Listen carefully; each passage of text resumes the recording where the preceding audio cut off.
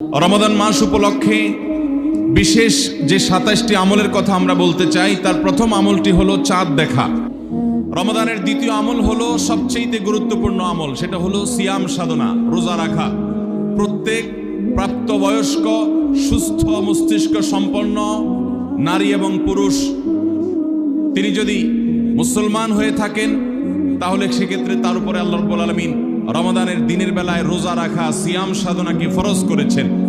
Number ৩, রমাদান মাস উপলক্ষে রাতের বেলায় তারাবির নামাজ আদায় করা। নাম্বার ৪, রমজানের চতুর্থ আমল হলো সাহারি করা। ৫ নম্বর আমল হলো সাহারিটা শেষের দিকে খাওয়া।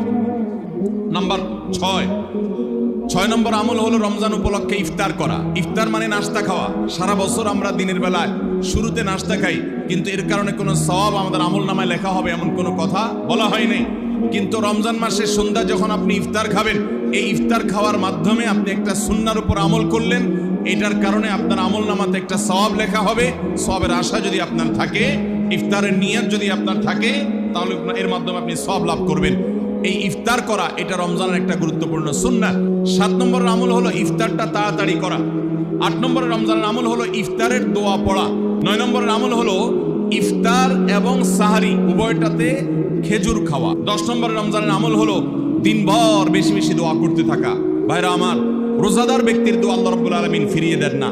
রোজাদার ব্যক্তি দিনভর আল্লাহর কাছে দোয়া করতে থাকলে সে দোয়া কবুল হয়। ১১ নম্বর রমজানের বিশেষ আমল হলো সকল প্রকার পাপাচার বর্জন করা। কারণ রমজানের রোজার উদ্দেশ্যই হলো আমরা যেন পাপাচার বর্জন করতে পারি। ১২ নম্বর আমল হলো পাপাচারের মধ্যে আবার বিশেষ করে মিথ্যা কথা, মিথ্যা কাজ, প্রতারণা ২ নম্বরই, এগুলো পরিহার করে চলা। এগুলো অন্য সময় তো পরিহার করতেই হবে, রমজানে আরো বিশেষ গুরুত্বের সাথে পরিহার করতে হবে। ১৩ নম্বর আমল হলো স্পেশালি ঝগড়াঝাটি থেকে বিরত থাকা। ১৪ নম্বর বিশেষ আমল হলো সাধারণ যত আমল আছে, সাধারণ যত ভালো কাজ আছে, সেই ভালো কাজগুলো এই মাসে সবচেয়ে বেশি গুরুত্বের সাথে করা। ১৫ নম্বর আমল হলো খুব গুরুত্বের সাথে ইস্তেগফার করা, আল্লাহর কাছে গুনাহ মাফ চাওয়া। কারণ আপনারা জানেন রমজান মাস এসেছে আমাদের গুনাহগুলোকে মাফ করাবার জন্য। ১৬ নম্বর রমজানের বিশেষ আমল হলো রোজাদারকে ইফতার করানো।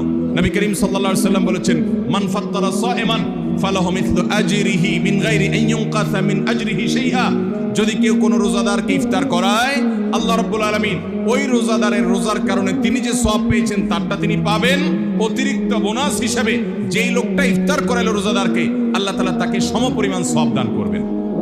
১৭ নম্বর রমজানের স্পেশাল আমল হলো যে রমজানে বিশেষ গুরুত্বের সাথে কোরআন তেলাওয়াত করা। কারণ রমজান মাসের পরিচয় দিতে গিয়ে আল্লাহ তাআলা কোরআনে বলেছেন, শাহরু রমাদান আল্লাযী উনজিলা ফীহিল কুরআন। রমজান এমন মাস যে মাসে কোরআন নাজিল করা হয়েছে। এই কোরআন দিয়ে রমজানকে আল্লাহ পরিচয় দিয়েছেন। রমজান মাসের মর্যাদাই হয়েছে কোরআনের কারণে। এই জন্য কোরআনের সাথে রমজানে বেশি সময় কাটাতে হবে। কোরআনের হালাকা করবেন, কোরআনের মজলিস করবেন, কোরআন শিক্ষার আসর করবেন। ইমাম সাহেব, মুয়াজ্জিন সাহেবকে দিয়ে প্রতিটা মসজিদে মসজিদে মুসল্লিরা কোরআন শুদ্ধ করবেন, বিশুদ্ধ করে তেলাওয়াত করবেন। কোরআন প্রতিদিন একটু একটু করে তেলাওয়াত করবেন। সম্ভব হলে গোটা রমজানে কমপক্ষে একটা বার কোরআন পড়ে শেষ করবেন। ১৮ নম্বর আমল হলো কোরআন তেলাওয়াত করার আমল। আমরা সবাই জানি, কিন্তু কোরআন রমজান মাসে নবী করিম সাল্লাল্লাহু আলাইহি ওয়াসাল্লাম শোনাশুনি করতেন, এটা আমরা অনেকে জানি না। জিবরিল আলাইহিস সালামের সাথে নবী করিম সাল্লাল্লাহু আলাইহি ওয়াসাল্লাম কোরআন শোনাশুনি করতেন। তিনি জিবরিলকে শোনাতেন, জিবরিল তাকে শোনাতেন। এই জন্য রমজান মাসে আপনি কোরআন তেলাওয়াত করে আপনার স্ত্রীকে শোনান, স্ত্রী তেলাওয়াত করবে, আপনি শুনেন, আপনি অন্য কারোর সাথে এভাবে শোনাশুনি করেন। এইটাও রমজান মাসের বিশেষ গুরুত্বপূর্ণ। ১৯ নম্বর আমল হলো সাদাকা করা, দান করা। ২০ নম্বর আমল হলো সাহরি খেতে আমরা যখন উঠি তখন একটু তাহাজ্জুদের নামাজ পড়া। ২১ নম্বর আমল হলো আল্লাহ যাদেরকে সামর্থ্য দিয়েছেন তারা উমরা করবেন।